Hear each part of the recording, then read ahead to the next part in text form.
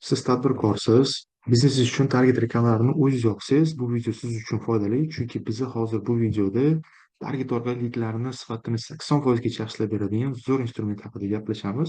Bu instrument haqida ko'pchilik gapirmaydi, ko'pchilik target kursidan o'tmagan. Shuning uchun bu siz uchun yengillik bo'lishi mumkin. Lidlarni sifati sezilarli darajada oshadi. Shu instrumentni ishlatganingizdan keyin sezilarli darajada oshadi. Faqat bir narsa bor. Qachonki agar targetdagi boshqa faktorlarda muammo bo'lmasa, bu qaysi faktorlar deganda, reklama kreativlaringizda muammo bo'lmaganida nazarda tutiladi. Ya'ni qanaqa muammolar deganda, muammolar emas u, aynan nimalar keltirilishi kerakki, muammo bo'lmasligi uchun shu haqida aytib beraman. Bu birinchisi, mahsulot yoki xizmat haqida aniq ma'lumot berganingizda. Ya'ni kreativingizda mahsulot, misol uchun qanaqa xususiyat yoki mahsulot qanaqa qiymat berishi yoki xizmatingiz haqida aniq ma'lumot bo'lsa, bu birinchi o'rinda turishi. Ikkinchi o'rinda bu qanaqa ehtiyojlarni yopish haqida ma'lumot bo'lishi kerak. Ya'ni siz reklamangizda mahsulot haqida berdingiz va o'sha mahsulot ma'lumot berdingiz, ya'ni mana shu ma'lumot aynan sizni tomosha qilayotgan insonni qanaqa ehtiyojlarini yopadi. Shu mahsulotingiz haqida ma'lumot berayotganingiz shu narsani ham aytishingiz kerak. Va oxirida aniq call to action, aniq CTA. Siz aniq ro'yxatdan o'ting yokida telefon qiling yokida bizga aloqaga chiqing yoki mana bunaqa so'z yozib qoldiring deganingizda aniq narsa, bu narsa aniq rol o'ynashi kerak. Ya'ni videoni reklama kreativingizga yakuni aniq berilgan bo'lishi kerak. Ya'ni siz aynan qaysi harakatga chaqirayotganingizda aniq harakat vazifasini berishingiz kerak bo'ladi. Ya'ni bu instrument nima deydigan bo'lsak, bu logikali forma, o'zbek tilida, rus tilida logichniy forma boshqa ingliz tilida ham logic forma deyiladi. Xo'p, qisqacha buni hozir amalda qanaqa bo'lishini ko'rsatib beraman.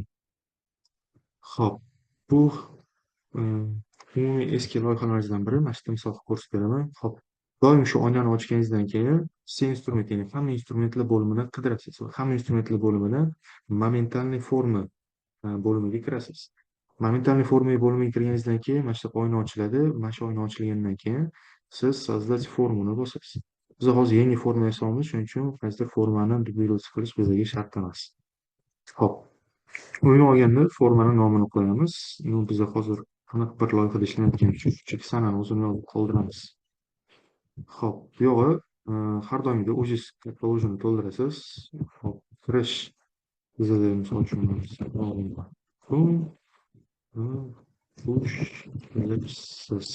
Xo'p, buni o'zingiz oldin qanaqa to'ldirgan bo'lsangiz, ya'ni kompaniya haqida shu to'liq ma'lumot yoki shu shunchaki ro'yxatdan o'tish uchun bu yoqqa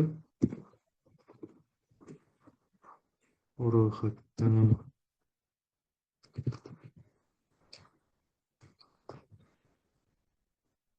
uchun savollarga javob bering. Misol uchun. Yokida shu o'zingiz har doim davom ettirsangiz bo'ladi. Xo'p, aynan qaysi instrument haqida gaplashyapmiz, shunga qaytamiz. Xo'p, bu instrument mana shu narsa nazarda tutilgan, ya'ni uslubiy logika. Hozir buni podrobno qanaqa qo'llanishini tushuntirgan. Misol uchun bitta loyihani misol qilib oladigan bo'lsak. Xo'p, aytaylik, biz hozir o'quv markaziga, ya'ni ingliz tili o'quv markazi, ya'ni biz ko'p o'quv markazlarida ishlaganimiz uchun bizga hozir osonroq bo'ladi. Bunga misol ko'rsatish, shuning uchun hozir ko'rib chiqasiz.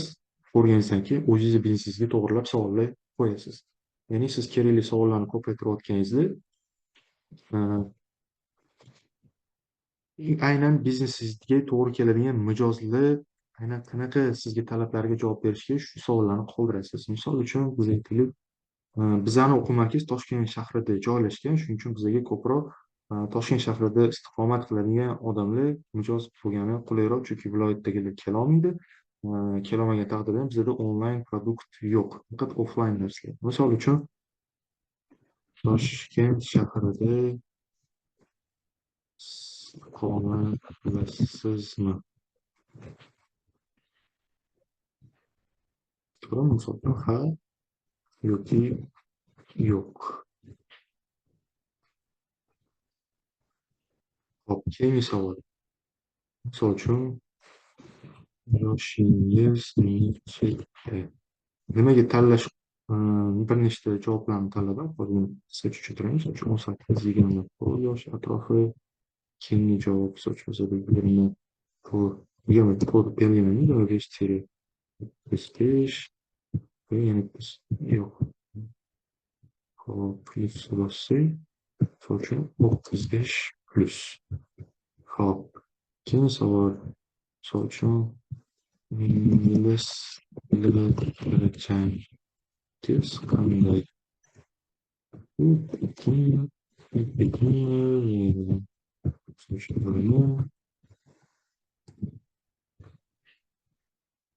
va shunga o'xshash shu savollar ko'paytirib beriladi biz hozir. Shuni yozib qoldirsak bo'ladi. Hop, misol sifatida. Va oxirida bizga kerakli bo'lgan ma'lumot ismingiz va telefon raqamingiz. Hop, endi mana instrument haqida boya aytib o'tdim. Bu qanaqa ishlaydi? O'z ko'rsangiz buni yoqib qo'yamiz. Yoqqanimizdan keyin qanaqa ishlaydi? Qaranglar.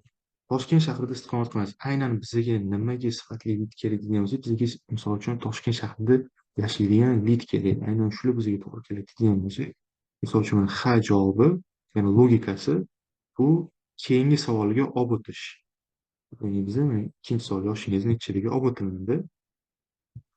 Ya'ni H'ni bossa keyingi savolga o'tadi. Endi agar u yo'qqa bossachi deydigan bo'lsak, unga formani yopamiz. Chunki u biz uchun to'g'ri kelmaydigan, ya'ni biz uchun sifatsiz lit hisoblanadi.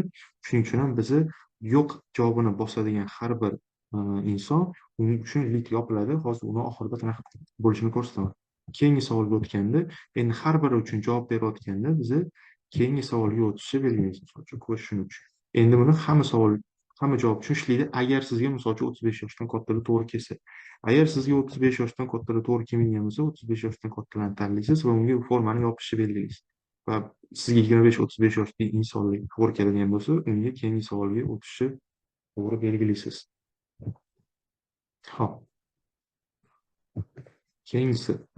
Xo'p, ingliz tili darajasi. Misol uchun bizga hamma daraja uchun qabul bor, ularga hamma keyingi savolga o'tishni buni beramiz. Это логику, чем ответом ниже.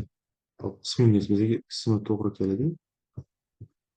Shuning uchun ism keyingi savolga olib o'tish, telefon raqamingiz yo'q. Telefon raqamini yozgandan keyin bo'ldi. Bizda savollar qolmaydi. Mana savollar qolmadi. Question 5. Oxirgisi o'zi, lekin o'sha boshqa bizga yo'q. Agar savol qo'shmoqchi bo'lsangiz, mana bu yerda yozib qoldirasiz. Hop, shunchaki bizni bo'ldi. Keyingi formaga yuboramiz, ya'ni bizlarning o'zimiz muvaffaqiyatli ro'yxatdan o'tdingiz degan formamiz. Hop, endi mana kontakt informatsiya degan narsa bor. Ya'ni bu nimaga kerak? Bu targetga o'zi qo'shib qo'ygan, bu yerda o'zi napisanilar bor. Hop, targetga nima aytamiz? Hop, umumiy bu siz yaratgan savolga javob bergandan keyin u yana bitta savol, yana bitta etatdan o'tish kerak bo'ladi. Bu pochta yoki boshqa narsa. Hop, keling shuni misol uchun muammo bo'lmasligi uchun unga qanaqa yechim qilsak bo'ladi? Добавить kategoriya qilib, o'zi polis kontakt informatsiyaga fon number yozamiz va emailni o'chirib tashlaymiz. Email bizada O'zbekistonda unaqa aktual mavzu emas. Shuning uchun nima qilamiz? Qo'shimcha telefon raqamingizni yozib qoldiring. Bu yerga kelganda telefon raqamini qaysidir telefonlarda o'zi qo'li bilan yozadi yoki qaysidir telefonlar avtomatik tarzda to'ldirib qo'yadi va sizni sifatsizlik kelish ehtimolini oshiradigan eng katta muammo ham shu. Ya'ni mana shu narsa kontakt informatsiya metani o'zi qo'shgani bu yerda avtomatik to'ldirish ko'p holatlarda avtomatik to'ldirish mana shu ishlaydi. Lekin mana bu yerda o'z qo'li bilan to'ldiradi. Ya'ni o'z qo'li bilan to'ldirgani uchun ham shunda siz unga aloqaga bog'lana olishingiz osonroq bo'ladi. Va shu etapda o'zingiz kerakli ссылкаlarni qoldirasiz va shu bilan misol uchun oxiriga yetadi. Bu biza mana bu yerda oxirida bizda savol javob misol uchun oxiriga yetib kelganda etapki I1 formasi kelgan, ya'ni bizda I1 formasi, ya'ni ro'yxatdan o'tdi bo'ladi uni nomi. Endi unga falon shu yozamiz yana. Rahmat, siz muvaffaqiyatli ro'yxatdan o'tdingiz. Tez orada sizga aloqaga chiqamiz. Kerakli ссылкаlar. Endi agar misol uchun boya bizga birinchi etapda filtrdan o'tmagan, ya'ni bizga Toshkent shahrida yashaydigan, Toshkent shahrida istiqomat qiladigan it kerak bo'ladigan bo'lsa, biz H'ni bosganda qanaqa keyingi savolga o'tishni kerak. Endi u yo'q qilib qanaqa forma ochilishi mana I2. Ya'ni bu yerda nomi aytadigan bo'lsak, ro'yxat dan o'ta olmadi. Va shu holatda afsuski bizani filial faqatgina Toshkent shahrida joylashgan. Keyingi rejalarimizda ochsak sizga aloqaga chiqamiz yoki shunga o'xshash ma'lumotli hop ссылка qoldirasiz va olam Guliston.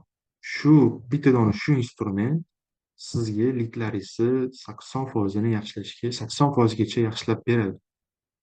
Agar ishlatmagan bo'lsangiz ishlatib ko'ring, ishlatgan bo'lsangiz davomiy ishlatishni maslahat beraman. Bu faqatgina Toshkent shahrida yashash uchun, boshqa sizga boshqa o'zi kerakli, ya'ni talablaringizga javob beradigan qanaqadir ikkita etap, ikkita bo'limga bo'linadigan odamlar bo'ladigan bo'lsa, bir nechta javoblarni tanlash belgilab, ularni keyingi javobga o'tish yoki keyingi savolga o'tish yoki agar sizga to'g'ri kelmaydigan bo'limni tanlashsa, keyingi savolga o'ta olmaydigan qilib yoki umuman forumni yoqiladigan qilib belgilasangiz bo'ladi. Yana bu yoqda 35 yoshdan kattaligi to'g'ri kelmagani uchun 35 yoshdan kattaligi alohida yana bitta закрыть formu qilib yaratsa bo'ladi bu yoqda. Давайте, конечно, форму. Hop, naзвание bu yoqda yoshi kattalar degan nom qo'yiladi va bizda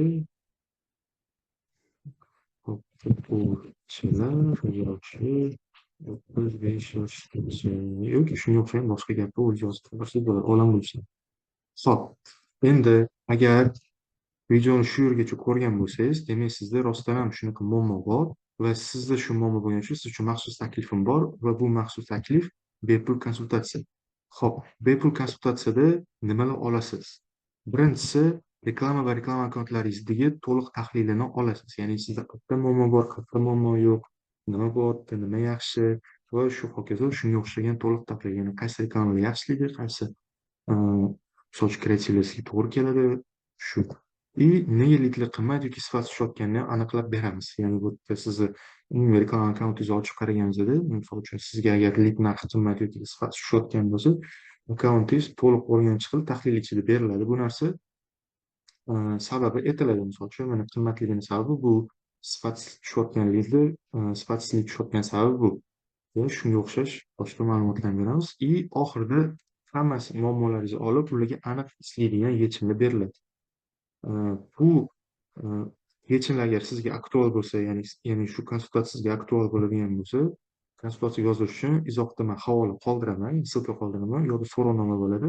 So'rovnomadagi barcha savollarga to'liq javob beradigan bo'lsangiz, Xudo xohlasa, sizga tez orada aloqaga chiqib, siz bilan konsultatsiya o'tkazamiz. E'tiboringiz uchun rahmat, salomat bo'ling.